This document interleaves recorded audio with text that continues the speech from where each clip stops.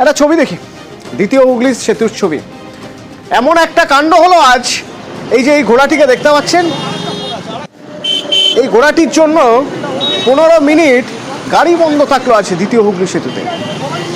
গাড়ি থামলো আর ঘোড়া ছুটলো শুধু। তারপরে অবশ্য ঘোড়াটিকে পুলিশ পাকড়াও করেছে। কিভাবে ঘোড়া উঠে গেল এখানে দেবাশিস রয়েছে আমার সঙ্গে ফোনে, বলতে পারবেন দেবাশিস?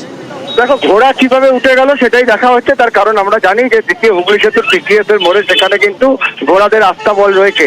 সেই আস্তাবল থেকেই কোনো একটি ঘোড়াতে কিন্তু ছিটকে চলে আসে এবং সোজা একেবারে দ্বিতীয় হুগলি সেতুর উপরে হাওড়ার দিকে, অর্থাৎ কলকাতার দিক থেকে হাওড়ার দিকে রাস্তার উপরে দৌড়তে শুরু করে।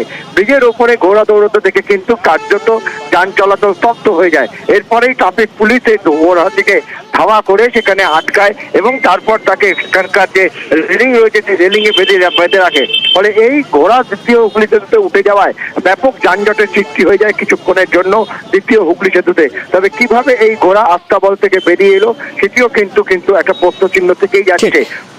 যানবাহন এলাকায়। ধন্যবাদ দেবাশিস।